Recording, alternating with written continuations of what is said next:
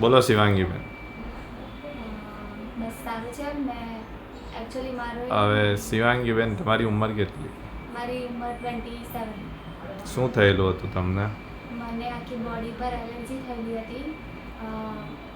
એકદમ ખંજવાળ થઈ જાય ને આખી બોડી પર રેડ થઈ જાય. મારા કાન એકદમ ગરમ થઈ જાય. ચામડી પર એટલે પેલું શું થતું હતું? એટલે આખા સિરવા થઈ જાય આખી હા, બોડી પર. બરાબર છે. અને એલર્જીની દવા લેવી પડતી હતી કે પછી એમને એમ સારું થઈ જતું હતું? એલર્જીની દવા લઈ તો જ પછી મને રિલેક્સ થતું. કેટલા વખતથી હતું એવું? એ મને 2 વર્ષથી ચાલતું હતું. અને એલર્જીની દવા લો એટલે સારું થઈ જાય, પછી પાછું? હા, એલર્જીની દવા લઈ ત્યાર પછી સારું લાગે, પછી પાછું જેવું થોડા દિવસમાં પાછું થઈ જાય. હા. ઓકે. પછી તમે મારી પાસે આવ્યા ને આપણે આયુર્વેદિક દવા ચાલુ કરી, પછી કેવું રહ્યું તમને? આયુર્વેદિક દવા કરી એનું કંઈ કહો. પહેલે સ્ટાર્ટિંગમાં તો મને એવું જ હતું, પછી ધીરે ધીરે રિલેક્સ થવા લાગ્યું, ઓછું થવા લાગ્યું. પછી અમુક વસ્તુ મને ખવાતું પણ નહીં હતું. ટોટલી બધી વસ્તુ બંધ હતી. પછી ડૉક્ટરની મેં દવા કરી.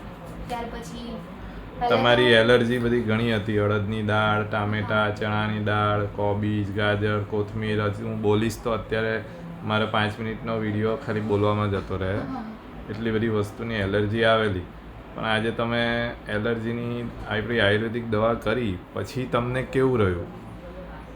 હવે મને દવા કર્યા પછી તો બહુ જ સારું રહ્યું છે. એલર્જી મને એકદમ સારી થઈ ગઈ છે. ટોટલી તો એ આવતી જ નથી મને. રેડ થતું હતું તે પણ હવે નથી થતું મને. એટલે હવે ખંજવાળ જતી રહી, એલર્જી પણ જતી રહી. અને આપણી દવા છોડ્યાને 4-5 મહિના થઈ ગયા, પણ તો તમને હજુ સુધી એક પણ વાર આવી નથી.